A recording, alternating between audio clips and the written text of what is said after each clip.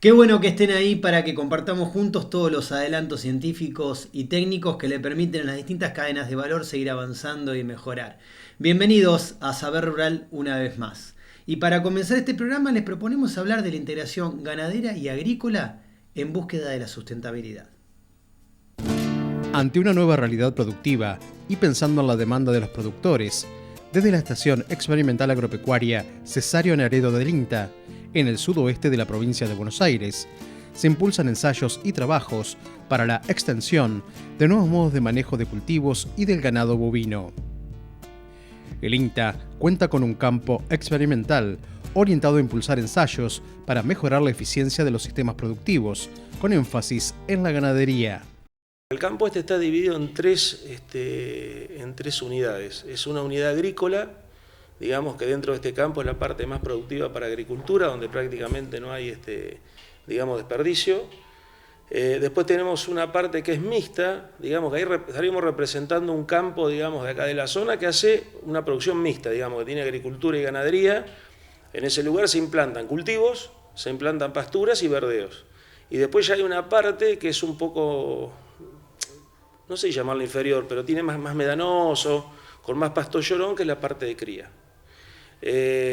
A partir de ahí se empiezan a organizar, digamos, todos los que son, primero las rotaciones que hay, tanto en la parte agrícola como en la unidad mixta, y después los trabajos que eventualmente se van haciendo en cada una de las unidades. El campo experimental representa en parte, gran parte de lo que es la situación de la zona, y está orientado en general lo que es trabajo dentro del campo experimental a lo que es ganadería con mayor énfasis y agricultura en menor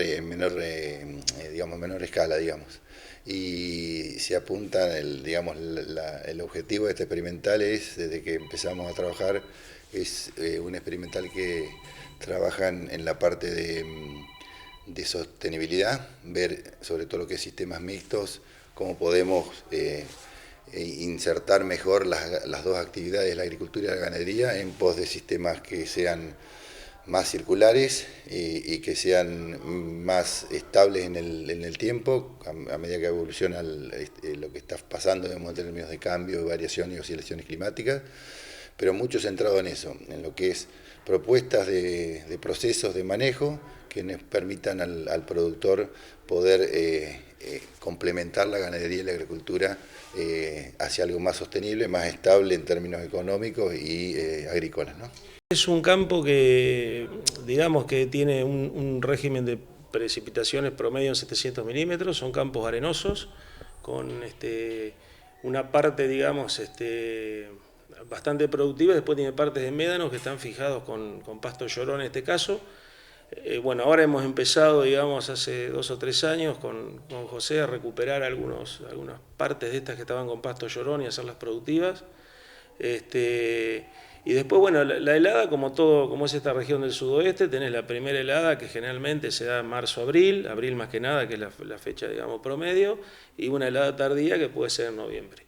Pero a lo que es a la parte del sudoeste más adentro, tenemos 3 o 4 grados superiores a lo que es, por ejemplo, la zona de Coronel Suárez o de Pringles, o bueno, la zona aledaña, digamos.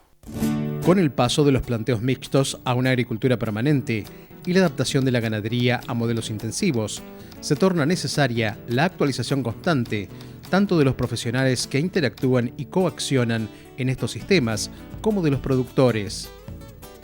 Con un trabajo impulsado en condiciones reales de producción, desde el campo experimental Naredo del INTA, se ensayan modos de manejo para crear sistemas ganaderos flexibles que combinan el pastoreo y la suplementación bajo el paradigma de la sustentabilidad. Nosotros venimos trabajando básicamente en una intensificación sustentable, en donde gran parte de los trabajos se enfoca en situaciones de pastoreo, en el uso pastoril de pasturas perennes y de puentes agrícolas, forrajeros le llamamos, cultivo de servicio, como cultivo de cobertura, que quedan en la transición agricultura-ganadería. Y dentro de eso estamos trabajando mucho en lo que es las que son emisiones, lo que es captura y lo que es ciclado de nutrientes. Nosotros centramos mucho nuestro trabajo en lo que es ciclado de nutrientes, porque es un tema que no se le presta mucha atención, y no solo en el término de ciclar nomás y restituir al medio, sino en ver cómo puedo manejar para que ese nutriente realmente no se lixivie en el suelo y que sea utilizable por el cultivo posterior. Entonces tenemos muchos trabajos de ganadería, consecuencias agrícolas después, y a ver qué pasa con ese cultivo agrícola que le sigue. Y bueno, medimos a nivel de animal también qué niveles de excreción. Todo esto lo hacemos en colaboración, ¿no? Porque somos una experimental chiquita, en donde gran parte de lo que es análisis se hace en las universidades, la de la UBA, la Universidad de Bahía Blanca, del norte, en lugares donde trabajo yo en el pasado, que quedó un equipito muy, muy interesante, trabajamos. Y bueno, apuntamos a eso, apuntamos a ver cómo mejorar, cómo proponer un sistema integrado con ganadería que realmente le permita reducir el uso de fertilizantes al productor, pero que pueda sostener un nivel de producción que demanda, ¿no? Porque ahí es donde está el kit de la cuestión, ¿no? Con la intensificación de la ganadería, de sistemas productivos de mayor carga animal por superficie, el esquema de sanidad debe contemplar medidas de prevención de enfermedades.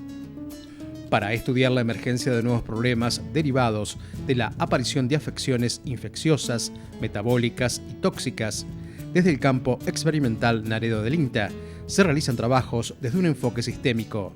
Tratamos de ordenar, digamos, los problemas de mayor incidencia y prevalencia en cada una de las categorías. Tenemos en cuenta lo que es el ternero al pie de la madre, hacemos un esquema muy fuerte en cuanto a la prevención de enfermedades tanto respiratorias, queratoconjuntivitis y neumonía, que son problemas comunes y son muy frecuentes en distintos tipos de sistemas de producción. Después tenemos una fuerte, digamos, hacemos mucho hincapié en la desparasitación al momento del destete del ternero, y también le aplicamos una zona carente de cobre, una implementación, una aplicación, mejor dicho, y suplementación con este mineral. Después en lo que es la recría, como uno de los problemas de mayor incidencia, digamos, de mayor impacto productivo, es el tema de las parasitosis gastrointestinal, también sumado a las parasitosis externas, así que tenemos un fuerte control y monitoreo en esta problemática. Y después ya lo que es el novillito y el novillo, tenemos muy en cuenta lo que son las enfermedades metabólicas. Como acá se trabaja mucho con pasturas de alfalfa puras, hacemos mucho hincapié en el control de lo que es el meteorismo espumoso, y también hay encierres, así que también tenemos en cuenta todo el tema de las acidosis. Así que, y después lo que trabajamos con la madre en la prevención, obviamente, de las enfermedades reproductivas, también lo que es... En este caso también lo que es el control de la diarrea neonatal, aplicamos 2 vacunas de diarrea neonatal a las vaquillonas y una a las vacas previo al parto, al igual que una suplementación con cobre, que eso, digamos, se la va a transferir al ternero para sus primeros meses de vida.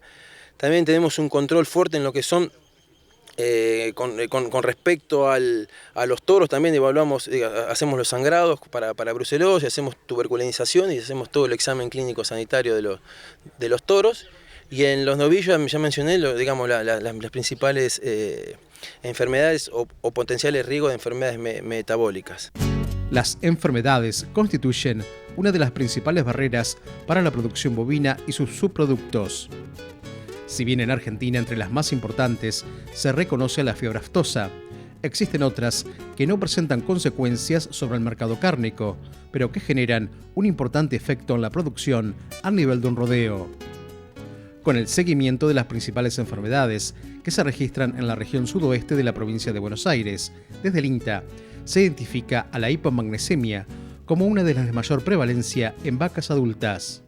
Si bien es la causa número 1, si se quiere, de mortalidad en vacas adultas, según la estadística del Servicio de Diagnóstico de Balcarce, acá en la zona justamente un poco la idea es trabajar integradamente con este servicio como para ver cuál es realmente la problemática de determinadas enfermedades. Porque nosotros por ahí, digamos, yo te puedo contar lo que pasa a nivel general, que es una enfermedad que se previene, que uno está alerta, pero una de las cosas que queremos trabajar es realmente la cantidad de casos de ocurrencia de esta alteración, de este problema, mejor dicho. Nosotros sugerimos suministrar sales, minerales, en este caso lo que hacemos nosotros, ¿no? Que lo damos al Livingston en saleros, y darlo previo al momento crítico, que es el último, en servicio estacionado, es el último periodo de gestación y los primeros meses de lactancia de la vaca, es donde mayor demanda tiene de magnesio,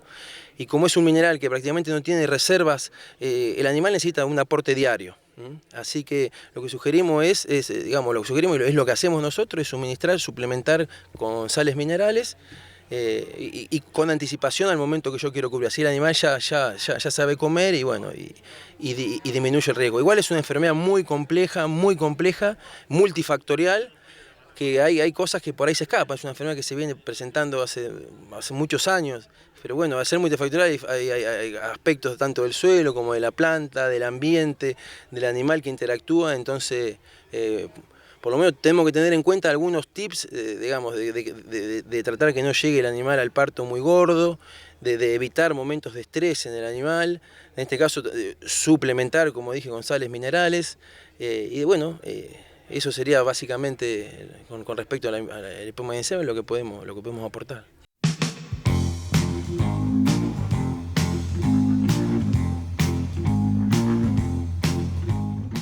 Después de ver cómo se puede avanzar en la integración agrícola-ganadera en búsqueda de la sustentabilidad, les proponemos hacer una pequeña pausa. No se vayan porque en nuestro próximo bloque les vamos a contar cómo se puede mejorar la inocuidad en la elaboración de alimentos.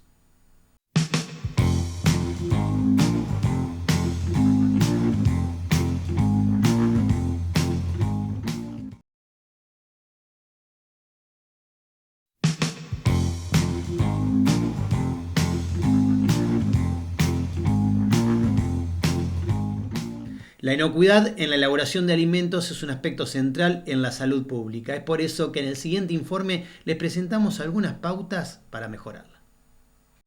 Las zoonosis son enfermedades que se transmiten de forma directa o indirecta de animales a personas. Algunas zoonosis se producen cuando las personas consumen carne mal cocida o productos elaborados con ellas, infectada por ciertos parásitos. Los hábitos alimentarios generalmente son factores determinantes en la incidencia y distribución de enfermedades, en las que intervienen patógenos, bacterias, toxinas, virus y parásitos. Bueno, zoonosis transmitida por los alimentos hay muchas. Es importante destacar que algunas de esas son de notificación obligatoria en la Argentina. Quizás la lista de estas enfermedades zoonóticas es importante actualizarla porque tienen cierta cantidad de tiempo y van apareciendo enfermedades emergentes y reemergentes que es importante conocer qué es lo que sucede en Argentina. Pero tenemos enfermedades parasitarias como triquinosis, tenemos enfermedades virales como hepatitis A, norovirus, que no es una enfermedad de notificación obligatoria, pero sí provoca muchos problemas en el mundo. Y tenemos enfermedades bacterianas como salmonelosis y Escherichia coli, productor de toxina Giga, entre otras. La Taenia solium ha sido una de las más importantes junto con el Echinococcus granuloso, que es el que produce la hidatidosis, que tenemos serios problemas en nuestro país. Y también otra que no debemos olvidar es la Trichinella spirale, que ocasiona la triquinelosis. Serían las tres en orden más importantes quizás para nuestro país, aunque hay un montón de enfermedades asociadas. Me gusta el concepto de una sola salud, sobre todo en las enfermedades zoonóticas y entre estas las enfermedades transmitidas por los alimentos. Y para tener una sola salud y saber cuál es el valor que tiene cada uno de los eslabones de esta cadena, es importante saber qué pasa en salud pública. Si nosotros no conocemos de qué se enferman nuestros habitantes, nosotros de qué nos enfermamos, es muy difícil identificar el peligro para poder trabajar a lo largo de la cadena. Por eso suelo dar la vuelta, en lugar de empezar de la producción primaria al plato del consumidor, empezar en los hospitales, de qué se está enfermando la gente para evitar que se enfermen.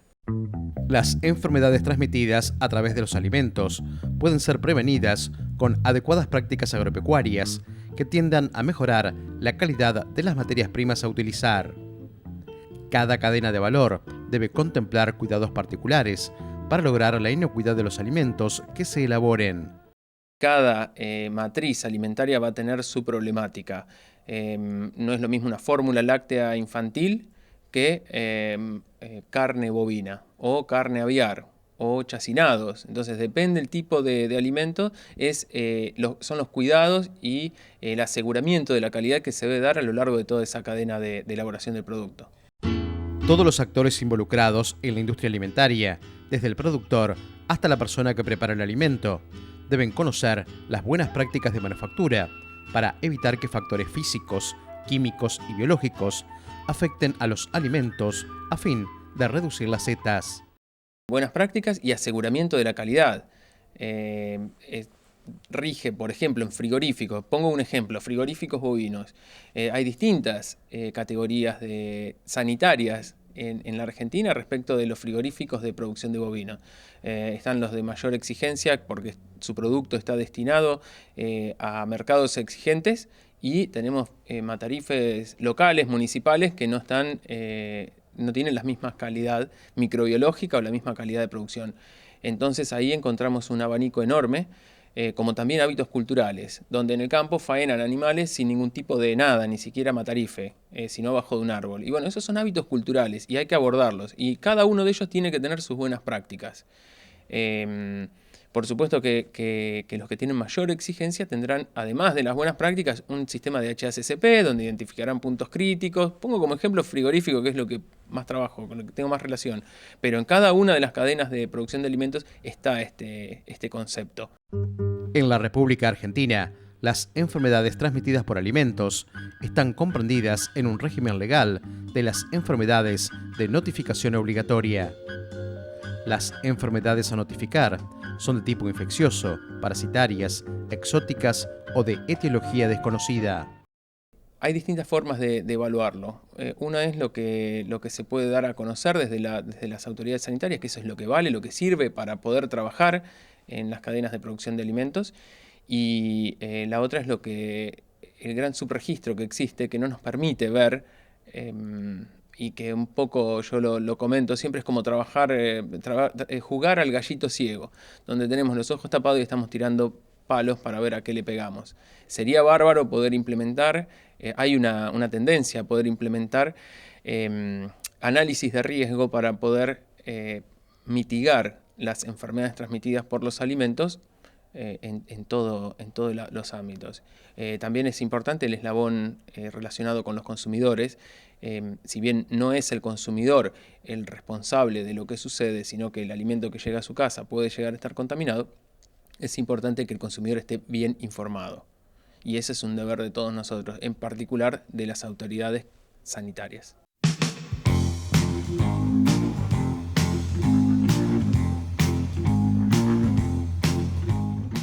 Les proponemos ahora hacer una pequeña pausa. No se vayan, porque después de los comerciales seguimos con mucho más Saber Rural.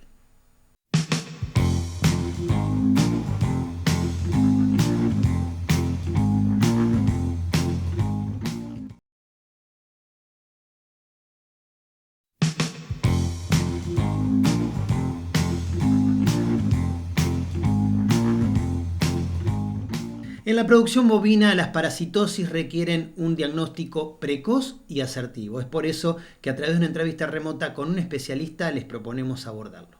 Entramos en tema y vamos a la nota. Detectar las enfermedades con incidencia económica en los sistemas de producción de una región es un aspecto fundamental para el sector ganadero. La presencia de parásitos es uno de los principales limitantes de los sistemas productivos bovinos en Argentina, dado que son capaces de comprometer seriamente la producción de novillitos y vaquillonas, requieren un diagnóstico precoz y asertivo. Arranca con los destetes, por supuesto, y habría que pensar en desparasitar los destetes con drogas que no tienen resistencia. En nuestro país hay 2 drogas que no tienen resistencia, que son el levamisol y el monepantel. Por lo tanto, nuestra recomendación es que se desparasite los destetes con una de esas drogas, si es que no se sabe, si no se ha hecho previamente el test de reducción de conteo de huevo para determinar resistencia o no. O sea, los campos que no tienen detectado resistencia, y aún los que tienen, la recomendación es la que acabo de decir. Y a partir de ahí, la sustentabilidad del sistema depende de que se desparasite cuando es necesario. O sea, tachamos para siempre los tratamientos mensuales, los tratamientos oportunistas, todo aquello que hacíamos antes lo tenemos que tachar porque la situación de resistencia es muy grave. Entonces hay que atacar el problema desparasitando al destete con lo que funciona y después de eso lo que hay que hacer es lo que nosotros llamamos el monitoreo de tropas. ¿En qué consiste esto? En muestreos periódicos de materia fecal de animales, 10 animales por tropa, independientemente del tamaño de la tropa, hacer la técnica, mandar las muestras al laboratorio, obtener el dato y en función del dato del HPG se decide o no el tratamiento y así se continúa hasta llegar la primavera. Es decir, se acompaña el proceso de recría con monitoreo de tropas para determinada oportunidad de tratamiento. Eso es el control parasitario sustentable. Nosotros decimos que en tanto desparasitemos cuando el animal lo requiere, cuando las cargas parasitarias pasan a ser importantes, tenemos escasas chances de seguir generando resistencia. Y ahí viene lo de sostenibilidad o sustentabilidad. César, ¿y qué tipo de productos son aconsejables para el control de parásitos? Tenemos que hablar de antiparasitarios, lo que se llama antihelmínticos, en este caso, es decir, antiparasitarios que actúan sobre las lombrices. Y ahí tenemos, hoy día, 4 grupos químicos. Teníamos hasta ahora el grupo de lo que la gente conoce como ivermectinas o avermectinas, o lactonas, que es lo mismo, es el grupo de aquellos antiparasitarios que son contra parásitos internos y externos, concretamente lombrices y sarna. Y tenemos el grupo de lo que la gente conoce como lechosos, donde el más conocido de todos es el ricomendazol, el levamisol, y recientemente, el año pasado, ingresó al mercado un nuevo producto llamado Monipantel. César, existen diferentes estrategias de abordaje de esta problemática y en tal sentido, ¿los controles sintomáticos son aconsejables? Yo diría que son necesarios, porque si no los tratás cuando tienen diarrea se van a morir los animales. Lo que no es recomendable desde el punto de vista productivo. Nosotros manejamos desde hace bastante tiempo información que dice que para cuando aparecen los síntomas de la enfermedad, el animal dejó de ganar alrededor de 30 kilos. Es decir, que eso es hoy desde el punto de vista de manejo una explotación inaceptable. Por lo tanto, aquellas parasitosis que producen síntomas clínicos prácticamente no las vemos. Hoy la preocupación es trabajar sobre las parasitosis que no se ven, las subclínicas, lo que llamamos parasitosis subclínicas. En ese sentido estamos jugando ahí 30 kilos y cuanto antes lleguemos con el tratamiento, lógicamente mejor para el sistema productivo, y esto tiene que ver con el control sustentable, la búsqueda de oportunidades de tratamientos y demás. César, ¿y los controles antiparasitarios tácticos, cómo se deben ejecutar? No, primero tendríamos que plantear de que existen 2 tratamientos estratégicos en las recrías. Uno es el destete y otro es en noviembre. Esto significa estrategia, significa que siempre debe hacerse. ¿Por qué? Bueno, está súper justificada la desparasitación del destete y también la desparasitación de noviembre contra la ostertagia inhibida. Es otro capítulo que en algún momento vamos a hablar, pero esas son fijas. En el medio nosotros decimos que hay que hacer tratamientos tácticos. ¿En qué consiste esto? En buscar al parásito, detectar al parásito cuando empieza a actuar, cuando empieza a incidir en producción. Eso se hace con suma frecuencia a través del HPG, es decir, cuando aumentan los HPG nos empiezan a indicar de que hay un problema parasitario. También se puede utilizar la balanza complementariamente.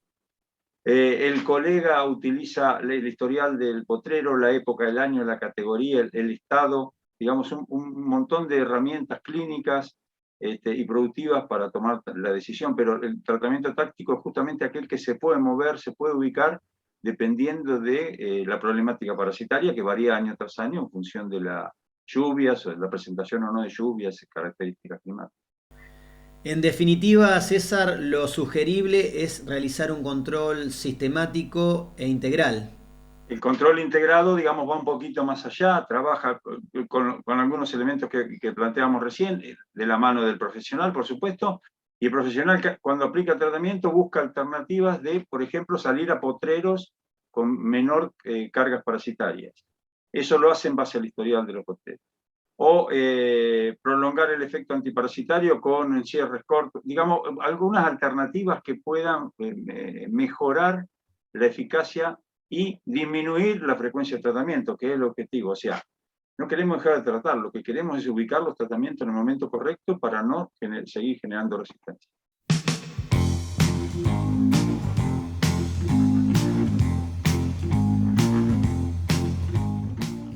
Este y otros temas vinculados a la sanidad de los animales van a ser parte de la agenda de las Jornadas Internacionales de Veterinaria que el Colegio Profesional de la Provincia de Buenos Aires está organizando para el mes de agosto en la ciudad de Mar del Plata. Si quieren profundizar sobre las mismas, pueden ingresar al sitio institucional en internet. Y a ustedes que nos acompañan, les comentamos que estamos llegando al final de este programa. Sin embargo, queremos agradecerle como siempre por su compañía. Nos vamos hasta la próxima semana cuando los estaremos esperando para compartir nuevamente juntos mucho más saber rural. Hasta entonces.